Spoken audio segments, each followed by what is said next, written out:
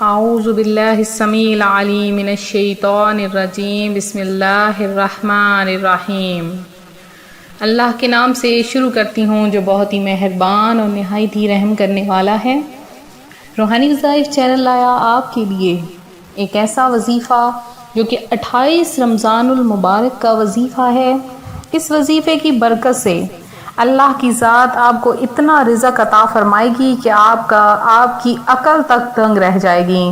آپ نے یہ عمل کرنا ہے، گھر کے چاروں کونوں پر 10 بار دم کرنا ہے۔ انشاءاللہ اگلے 7 دنوں میں آپ کا گھر دولت سے بھر جائے گا۔ تو ایک بار ضرور آزمائیں، اللہ کی ذات آپ کا رزق بڑھا دے گا، آپ کے رزق میں اضافہ کر دے گا۔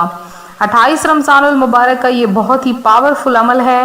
اس وظیفے کو آپ نے 28 اور 29 رمضان المبارک میں کر لینا ہے۔ آپ 28 کو کر لیں، 29 کو کر لیں، کسی بھی ایک دن یہ آپ عمل کر لیں، اللہ کی ذات آپ کو بے بہا عطا فرمائے گا۔ تو میں اپنا وظیفہ شروع کروں گی اس سے پہلے میں اپنے تمام ان نئے آنے والے ویور سے گزارش کروں گی جو ابھی ہمارے چینل پر نئے آئے ہیں کہ ہمارا چینل روحانی وظائف کو ضرور سبسکرائب کر لیں اور ساتھ دیے بیل آئیکن کا بٹن بھی پریس کریں تاکہ ہر آنے والی نئی ویڈیو سب سے پہلے آپ تک پہنچ سکے اور آپ سب سے پہلے ہماری ویڈیوز تک پہنچیں اور ہماری ویڈیوز کو دیکھیں اور سب سے پہلے دعا میں حصہ لیں۔ اس کے لیے آپ کو نوٹیفیکیشن جو بیل آئیکن کا بٹن ہے اس کو پریس کرنا ہوگا۔ رمضان المبارک کے آخری دن رہ گئے ہیں، کوئی پتہ نہیں کہ 29 روزے بنے یا کہ 30 روزے، لہٰذا یہ جو چند دن رہ گئے ہیں اس میں اللہ کی ذات پر بھروسہ کرتے ہوئے جتنی زیادہ ہو سکتا ہے عبادت کریں، وظائف کریں اور پیارے آقا صلی اللہ علیہ وآلہ وسلم پر درود بھیجیں۔ رمضان کے آخری اشرا میں کلمہ طیبہ کا کثرت سے ورد کریں اور درود پاک کا ورد کریں کیونکہ وہ آپ کے لیے پاکیزگی کا باعث ہے۔ فرمان مصطفیٰ صلی اللہ علیہ وآلہ وسلم ہے، مجھ پر درود پاک کی کثرت کرو، بے شک تمہارا مجھ پر درود پڑھنا تمہارے لیے پاکیزگی کا باعث ہے۔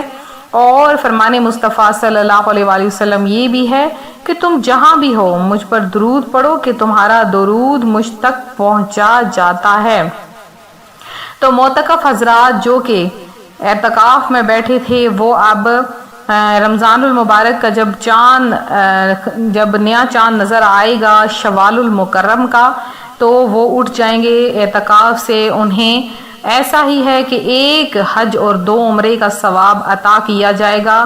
تو یہ ثواب کوئی انسان عطا نہیں کر سکتا، یہ بس اللہ تبارک و تعالیٰ کی ذات عطا فرماتی ہے، لہٰذا اسی کے لیے مسجدوں میں بیٹھا جاتا ہے۔ لہٰذا مسجدیں تعمیر کروائیں گے تو آپ لوگوں کی نیکیاں بھی دن بدن بڑھتی ہی چلی جائیں گی، کیونکہ اس مسجد میں جتنے لوگ نمازی آئیں گے، بچے قرآن پاک پڑھیں گے، اس کے بعد ان تمام کا ثواب آپ کو عطا کیا جائے گا۔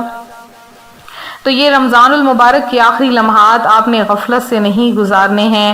آپ نے رمضان المبارک میں وظائف کیے، آپ نے رمضان المبارک میں عبادات کی، اللہ تعالیٰ آپ کو ایک ایک چیز کا صلہ عطا فرمائے گا اور آپ کو دگنا کر کے عطا فرما دے گا۔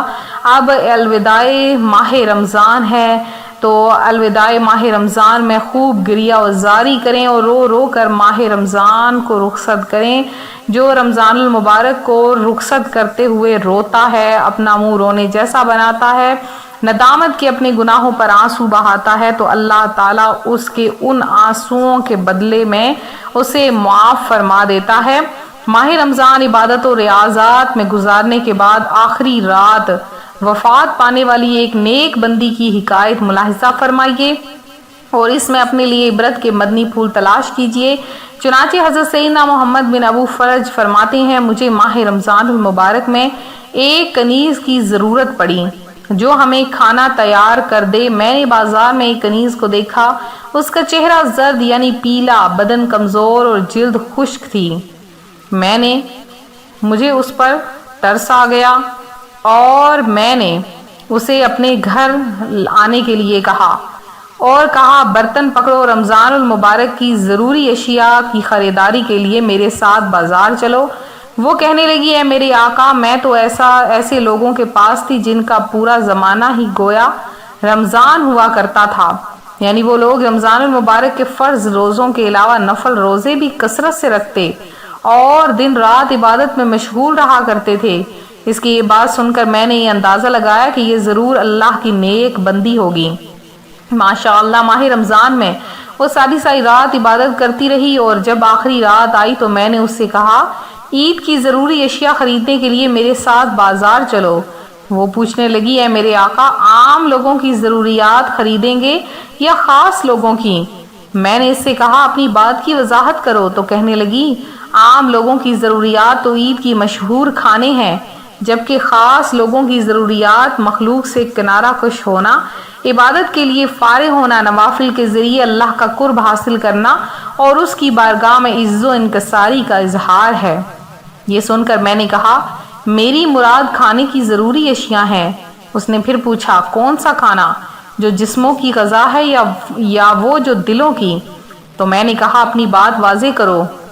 تو اس نے مجھے بتایا جسموں کی غذا تو کھانا پینا ہے، جبکہ دلوں کی غذا گناہ چھوڑنا اور اپنے عیوب دور کرنا، محبوب کے دیدار سے لطف اندوز ہونا اور مقصود کے حصول یعنی مراد پوری ہونے پر راضی ہونا۔ لیکن یہ چیزیں حاصل کرنے کے لیے خشوع و خضوع، پرہیزگاری، ترک تکبر، مالک و مولا کی طرف رجوع اور ظاہر و باطن میں صرف اسی پر بھروسہ کرنا ہے۔ پھر وہ کنیز نماز کے لیے کھڑی ہو گئی۔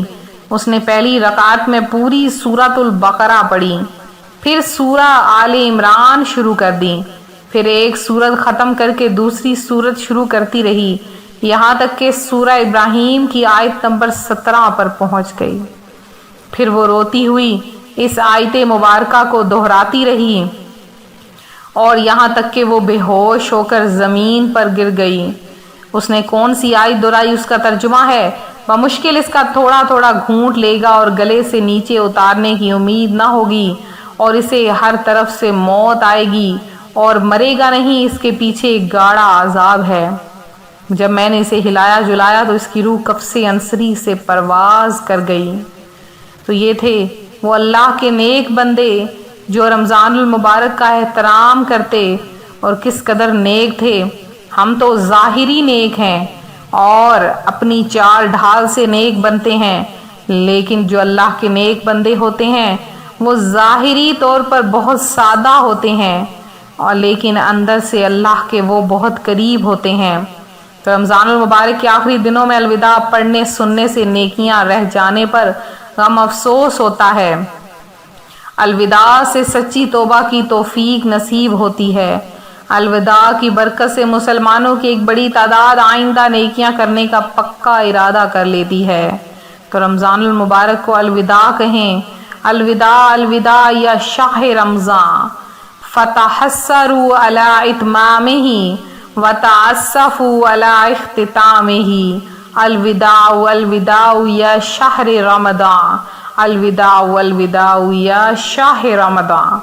تو رمضان المبارک کا قصیدہ پڑھیں جس میں الوداع ماہ رمضان ہو، تاکہ آپ لوگوں کا دل نیکیوں کی طرف راغب ہو۔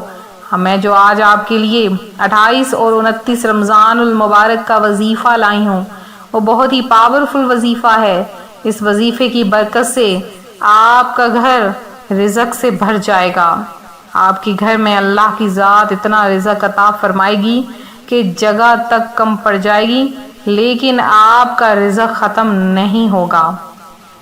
تو اگلے 7 دنوں میں وہ گھر دولت سے بھر جاتا ہے۔ آپ نے کرنا کیا ہے؟